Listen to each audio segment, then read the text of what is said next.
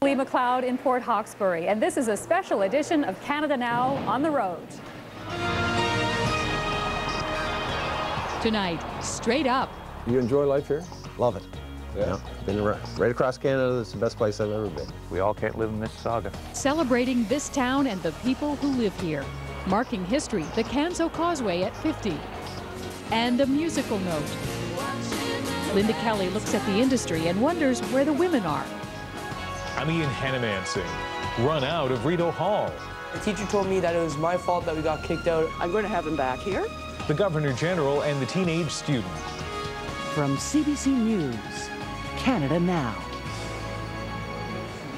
Hello and welcome to the beautiful new Port Hawkesbury Civic Centre. This is our home for the next 30 minutes. And behind me, practicing on the ice surface, the Straight Richmond Pee-wee's are practicing. But this facility is much, much more than a rink. Up above the rink, all around it, there's a walking track. There's also a fully equipped gym. There's an art gallery, a quilt market. The town council meets here. It's really just a big gathering place for the community. And we're here because the marketing and events manager for this facility, Paula Davis, invited us. Thank you. Welcome to Port Hawkesbury. We are so pleased to get the invitation. Why did you want Canada Now to come? Well, when the opportunity presented itself, we were just going through the opening ceremonies of the Civic Centre, and we thought this is a great time for CBC to show the rest of the province what we're all about. Well, there's a lot here to see. Sure thing. Thanks again. Okay, thank you. All right, and we will have many, many more stories from this region and from Port Hawkesbury coming up in the program, but first we're going to take a quick look at the news of the day.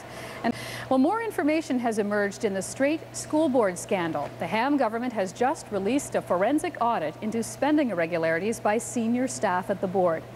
Much of what the public knows about the scandal was revealed by the CBC's Paul Withers, and he joins us tonight. So, Paul, what's new in this audit?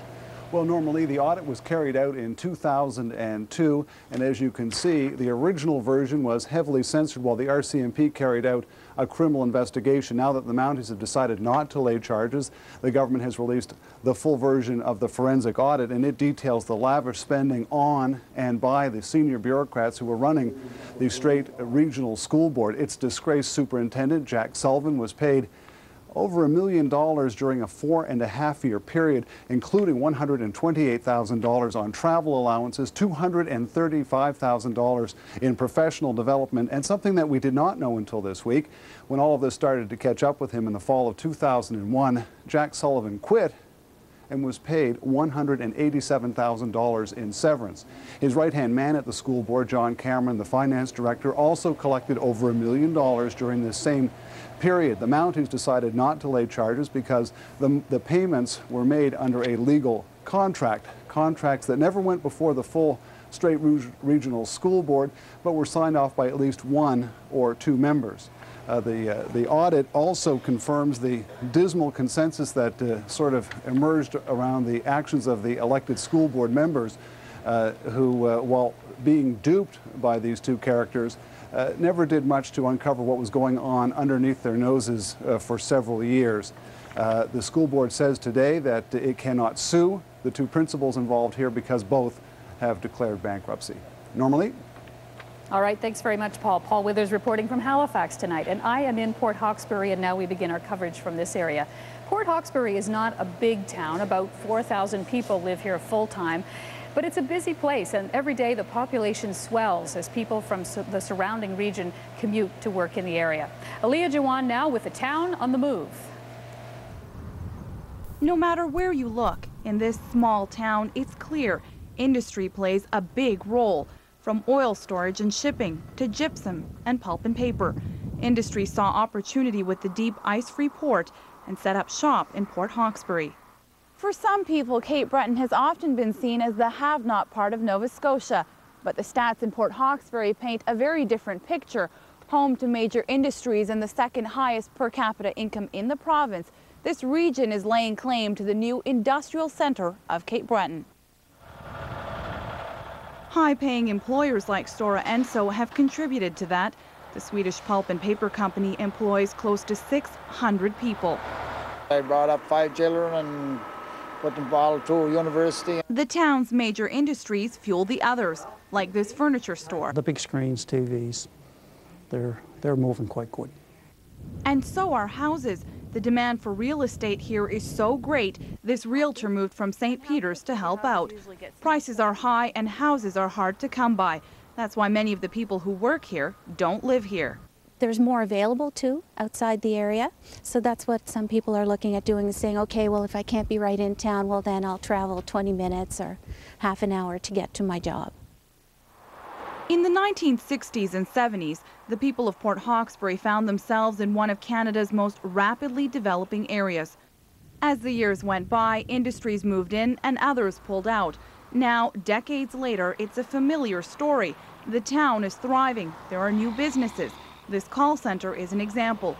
Still, fears persist that major employers could leave at any time. But these days, the people of Port Hawkesbury are feeling confident. I think it's safe to say there's enough diversification that all of the eggs are not in one basket.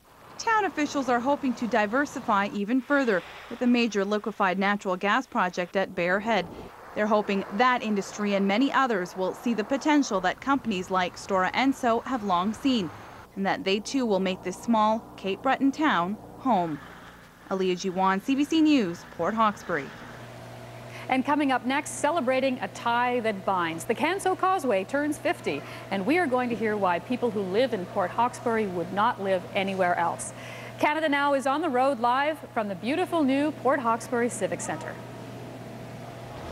Hi, this is Roddy McDonald. And I'm Sharon Forstall, and this Port Hawkesbury Civic Centre is the best place to be.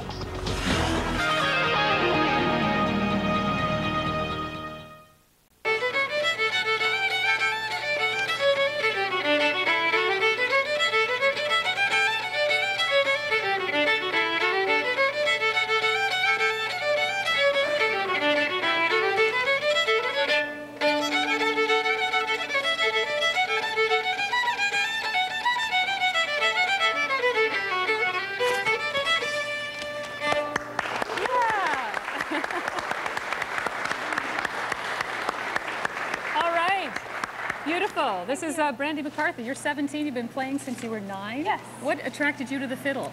Well, growing up in Cape Breton, you're surrounded by it, so... Hard to miss. Yeah, it's hard to miss. What are your hopes with the fiddle in the future?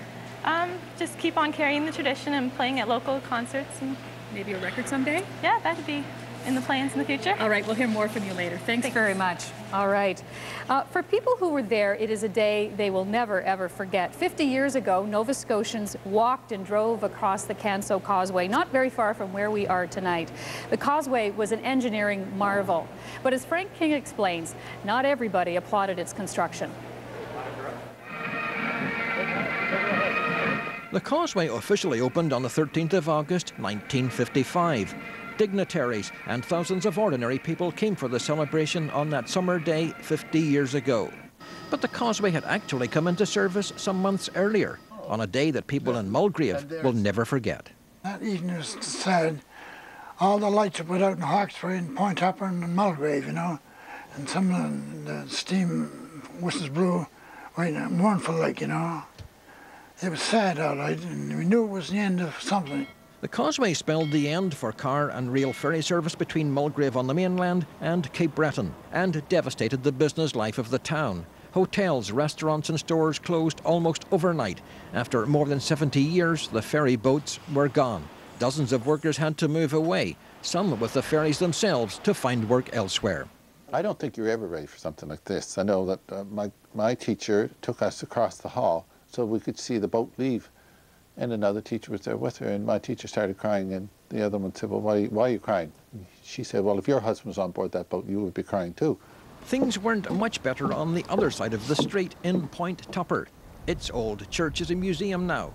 The community lost its ferry jobs as well, and eventually was swallowed up by the industrial development that followed the building of the causeway. It's provided for a community in Port Hawkesbury, let's say, and the areas that great prosperity has been, you know, realized because of places like Stora and Power Commission and the other industries that have set here. So we've enjoyed that, but we've also paid a price. In 1955, the growing traffic crossing the strait made the closure of the car and rail ferries inevitable.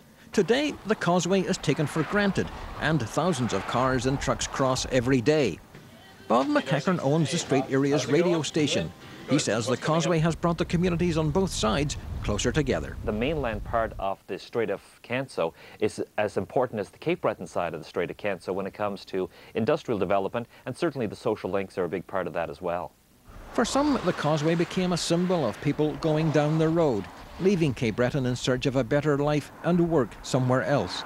Now, with the Strait's growing economy, it could be the road home. Frank King, CBC News at the Strait of Canso.